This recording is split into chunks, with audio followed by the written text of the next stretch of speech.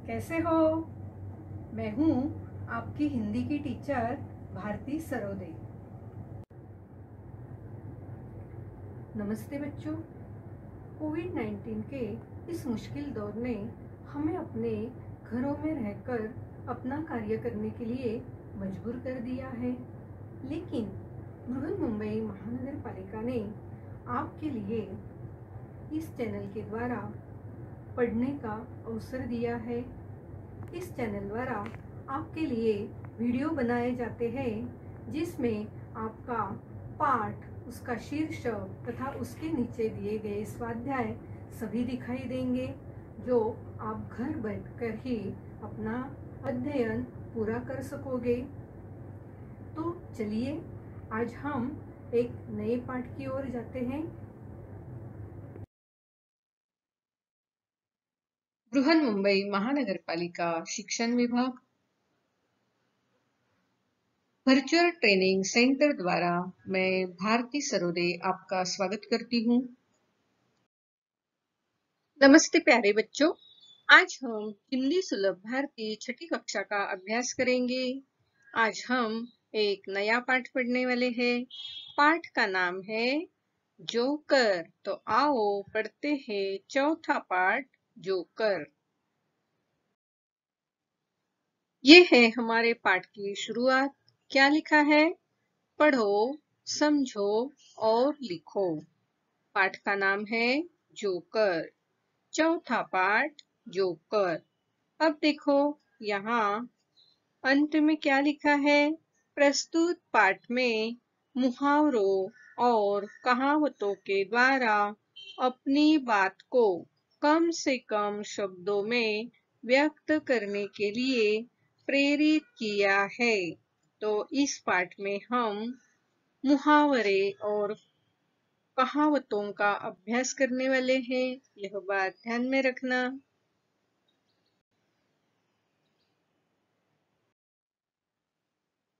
ये है हमारा पाठ जोकर। थोड़ा अलग सा ये पाठ है, बिल्कुल छोटा सा पाठ है, लेकिन इस पाठ के द्वारा हम बहुत बड़ी बड़ी बातें सीखने वाले हैं।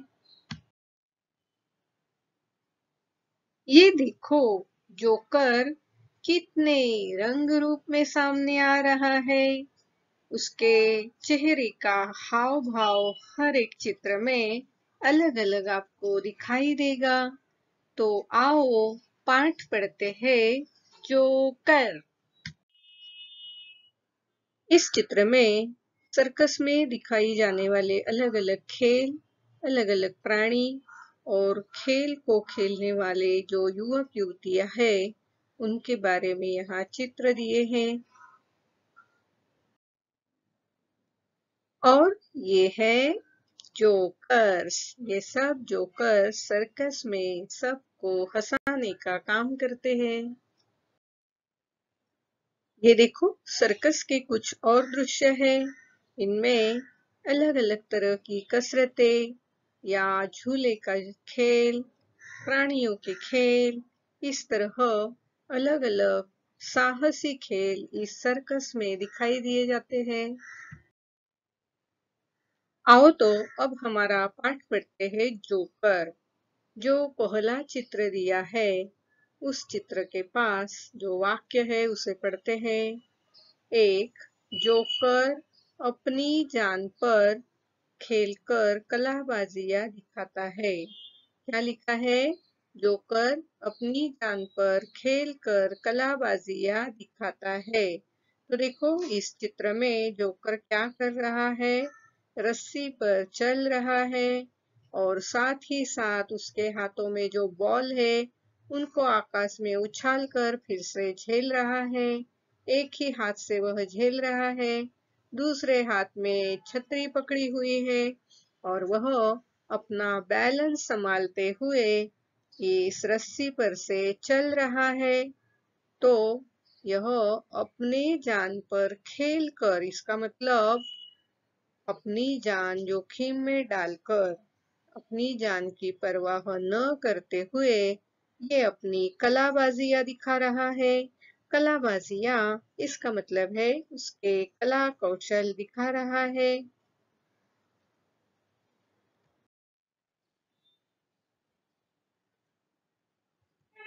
जान पर खेलना इसका मतलब है प्राणों की परवाह न करना।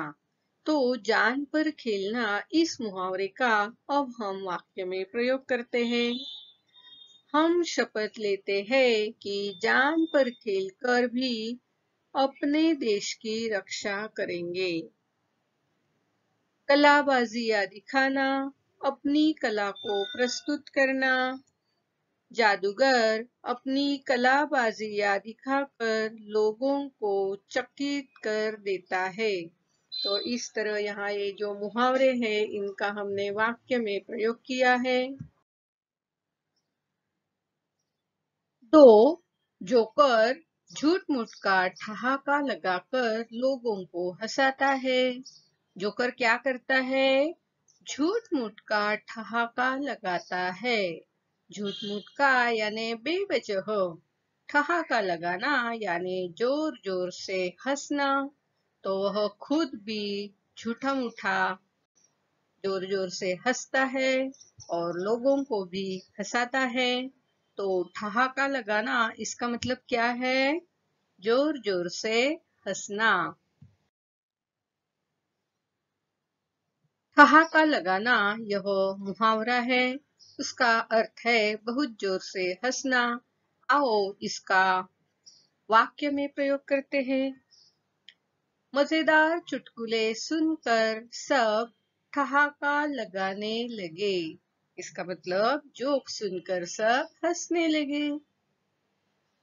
स्कूल की पुरानी यादों को याद करके सारे दोस्त ठहाका लगाने लगे। तो इस तरह मुहावरों को हमें अपने वाक्य में प्रयोग करना होता है। तीसरा, उचित प्रतिसाद न मिलने पर जोकर मन महसूस कर रह गया। देखो, जब वह ठहाका लगाता है तो उसकी अपेक्षा होती है कि लोगों ने भी उसकी तरह ठहाका लगाकर जोर जोर से हंसना चाहिए। लेकिन उचित यानी योग्य, प्रतिसाद यानी जो आवश्यक क्रिया है, सकारात्मक क्रिया है, वह न करना। तो जोकर का मन महसूस कर रह गया। इसका मतलब वह इस बात पर कुछ नहीं कर पाया। कुछ न कर पाना, मन महसूस कर रह जाना, इसका मतलब है कुछ न कर पाना। तो यह जो मन महसूस कर रह जाना है, इसका हम अब वाक्य में प्रयोग करेंगे। मन महसूस कर रह जाना, कुछ न कर पाना। सिनेमा देखने के लिए सभी परिवार के सदस्य हाउसफुल का फलक देखकर मन महसूस कर रह गए। उचित यानी योग्य, प्रतिसाद यानी सकारात्मक प्रतिक्रिया। खेल समाप्त होने पर कुछ बच्चों द्वारा जोकर को धन्यवाद कहने पर वह फूला नहीं समाया। खेल समाप्त होने पर कुछ बच्चों ने क्या किया? जोकर को धन्यवाद दिया। धन्यवाद देना यानी थैंक्स बोलना। तो जब बच्चों ने उसे थैंक्स बोला तो वह फूला न समाया। फूला न समाना इसका मतलब बहुत खुशी होना। उसको बहुत खुशी हो गई। देखो तो उसके चेहरे पर वह खुशी कैसे दमक रही है। फूला न समाना, अत्यधिक खुश होना। नाना नानी से मिलकर बच्चे फूला न समाये। समाप्त यानी खत्म। धन्यवाद यानी कृतज्ञता, जिसे हम थैंक्स कहते हैं। एक बच्चे को अपनी नकल करते देखकर जोकर दंग रह गया। जो बच्चे आए थे उनमें से एक बच्चे ने जोकर की नकल की। नकल करना इसका मतलब दूसरे की बोलने की, चलने की, हाव भाव की जो क्यों त्यों क्रिया करना। वो कैसे बैठता है, कैसे बोलता है, उसी की तरह करके बताना। इसे कहते हैं नकल करना। तो यह बच्चे को नकल करते देख जोकर दंग रह गया। दंग रह गया इसका मतलब आश्चर्यचकित हो गया, क्योंकि बच्चे ने बड़े ध्यान से जोकर की हर क्रिया को देखा था और उसे जो क्या त्यों करके दिखाया था। नकल करना इसका मतलब है किसी के बात, व्यवहार, हाव भाव आदि को जैसे के तैसे करना। शिशु उम्र के बच्चे हमेशा बड़ों की नकल करते हैं। दंग रह जाना, आश्चर्यचकित होना। जादूगर के जादू के खेल देखकर सभी दंग रह गए। जोकर शोर मचाने वाले बच्चों को आंखें दिखा रहा था। देखो तो ये कैसे बच्चों को आंखें दिखा रहा है। जो बच्चे शोर मचाते हैं उनको जोकर आंखें दिखाता है। शोर मचाना यानी हल्ला गुल्ला करना, आंखें दिखाना यानी गुस्सा दिखाना, क्रोधित होना। तो यहाँ जोकर क्या करता है, शोर मचाने वाले बच्चों को आंखें दिखा रहा था।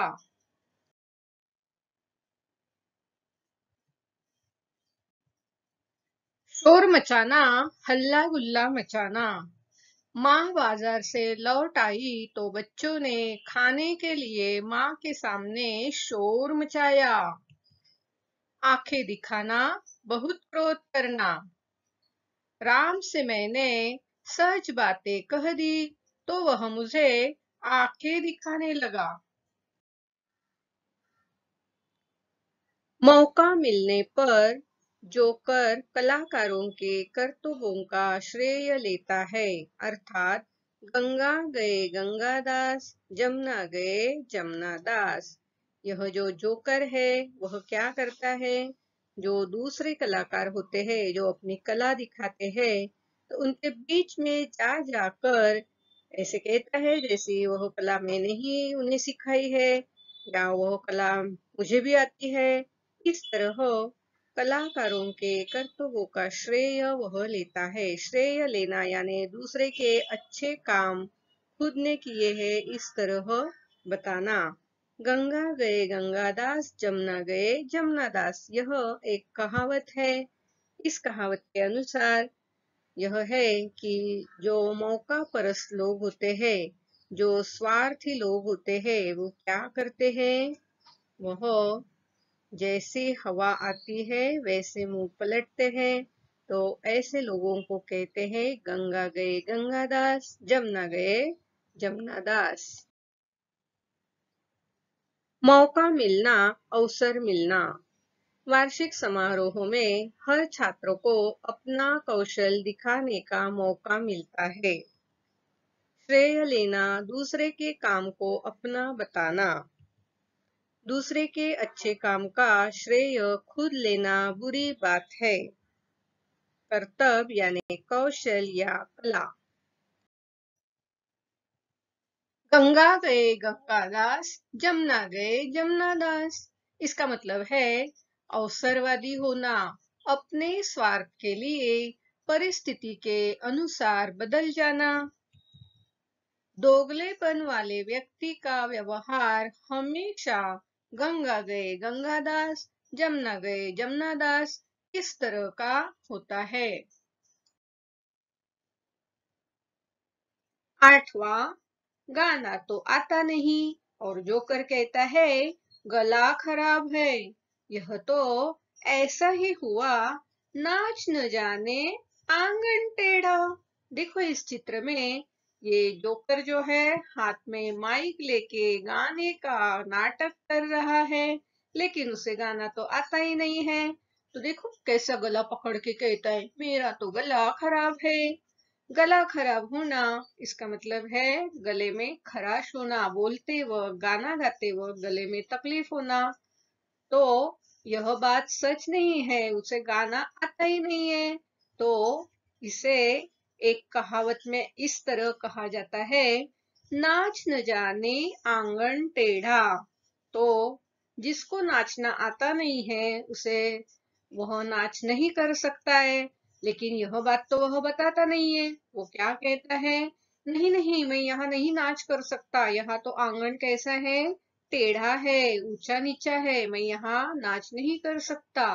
तो इस तरह यहाँ गला खराब होना और नाच न जाने आंगन टेढ़ा, यह जो कहावत है यह भी हमने देखी है। गला खराब होना, गले में खराश होना।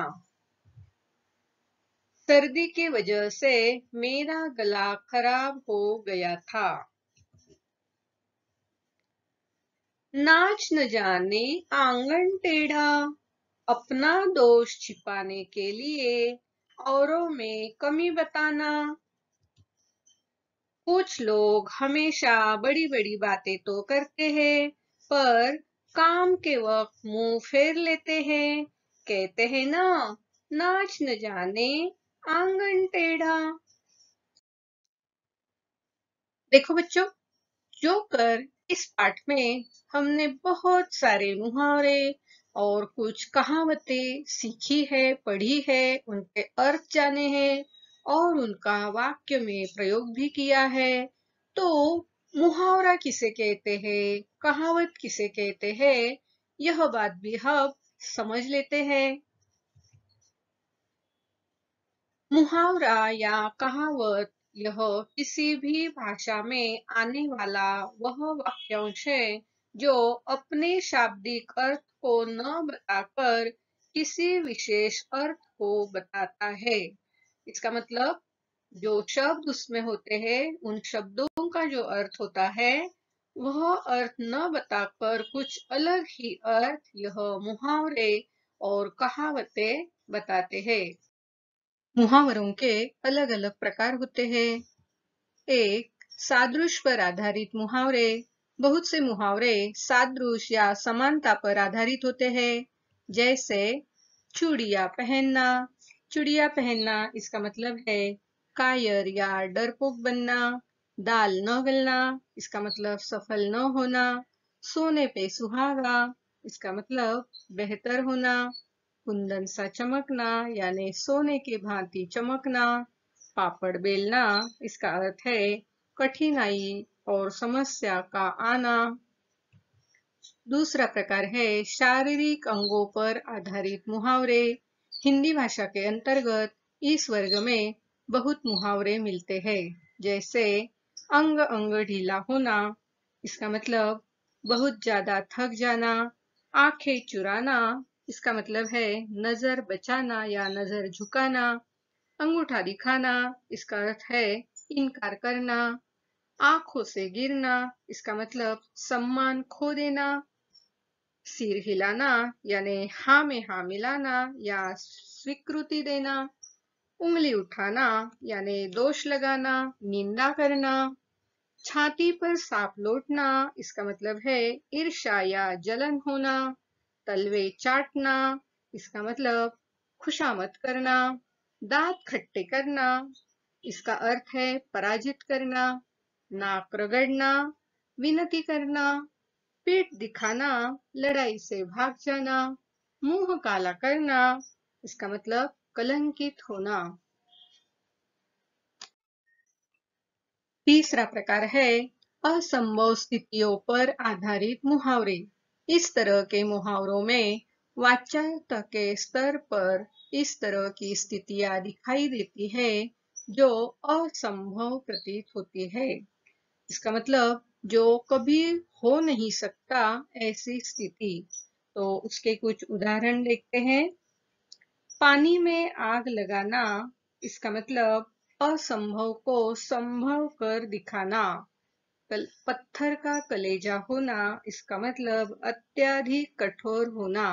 अब देखो यहाँ ये जो मुहावरे हैं, पानी में आग लगाना, पानी में कोई आग लगा सकता है क्या? तो ये असंभव बात है। उसी तरह पत्थर का कोई कलेजा होता है क्या? नहीं होता है।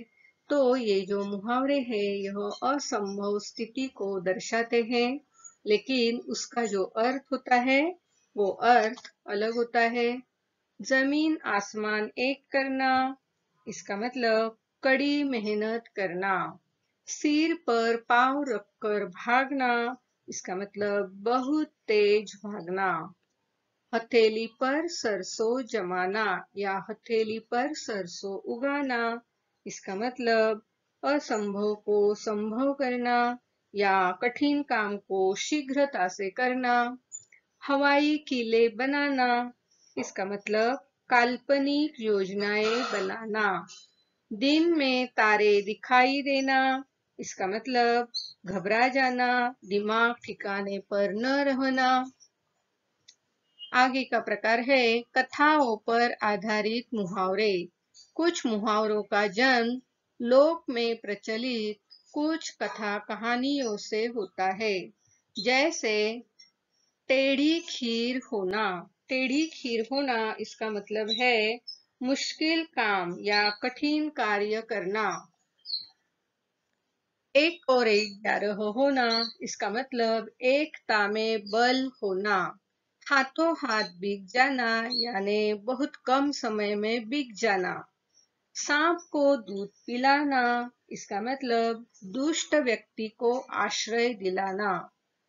रंगा सियार होना, इसका मतलब कपटी या दुष्ट होना। दुम दबाकर भागना, इसका अर्थ है डर कर भाग जाना। पांचवा प्रकार है प्रतीकों पर आधारित मुहावरे। कुछ मुहावरे प्रतीकों पर आधारित होते हैं। जैसे एक आंख से देखना, इसका मतलब सबको समानता से देखना, सबके साथ समानता से व्यवहार करना।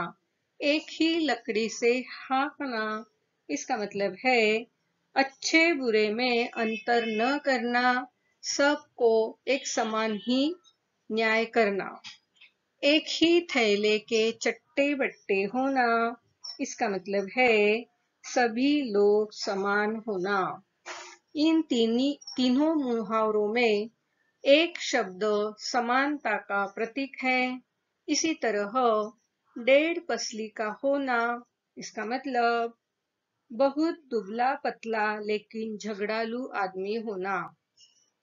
ढाई चावल की खीर पकाना, इसका मतलब किसी को सहायता न करते सिर्फ अपना काम करना। 2.5 दिन का बादशाह होना, इसका मतलब थोड़े समय के लिए अधिकार मिलना। तो यहाँ 1.5 या 2.5 ये जो शब्द है ये नगण्यता न्यूनता को दर्शाते हैं। छठा प्रकार घटनाओं पर आधारित मुहावरे। कुछ मुहावरों के मूल में कोई घटना भी रहती है। जैसे कांटा निकालना, इसका मतलब बाधा दूर करना। काव काव करना, शोरगुल करना, हल्ला मचाना। ऊपर की आमदनी यानी गलत तरीके से पैसे कमाना। गड़े मुर्दे उखाड़ना, इसका मतलब पुरानी बातें याद करना। स्वाध्याय। प्रश्न पहला, नीचे दिए गए मुहावरों के अर्थ लिखकर अपने वाक्य में प्रयोग करो। पहला, जान पर खेलना। दूसरा, मन मसोस कर रह जाना। तीसरा, फूला न समाना। चौथा, आंखें दिखाना। पांचवा, ठहाका लगाना।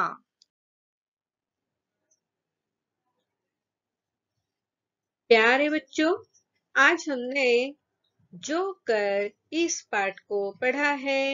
आपको यह पाठ बहुत पसंद आया ना? कितने मजे वाली बात, कितने रंग बिरंगे चित्र आज हमने देखे और कितने सारे मुहावरे, कितनी सारी कहावतों को पढ़ा है, समझा है।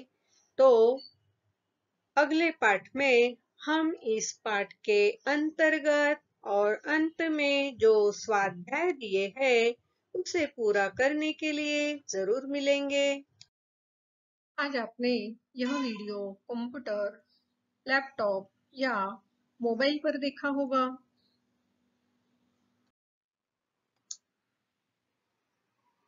वीडियो के नीचे आपको इस तरह का एरो दिखाई देगा। इस एरो को क्लिक करते ही आपके सामने डिस्क्रिप्शन बॉक्स खुल जाएगा। डिस्क्रिप्शन बॉक्स में आपकी कक्षा, विषय, घटक तथा शिक्षक का नाम होगा और साथ ही आपने जो वीडियो देखा है उस पर आधारित कुछ प्रश्न होंगे जिसके उत्तर आप अपने कॉपी में लिखना है। और हाँ, साथ में ही एक गूगल लिंक दी गई है। इस लिंक को क्लिक करके जो फॉर्म आएगा उससे आपको भरना है। इस तरह का गूगल फॉर्म आपके सामने खुल जाएगा जिसे क्लिक करके भरना है और अंत में यह जो सबमिट का बटन है उसे दबाना है। इस लिंक को क्लिक करके गूगल फॉर्म जरूर भरना। और हाँ, अगली बार वीडियो देखने के लिए छठी कक्षा का ये थंबनेल जरूर याद रखना।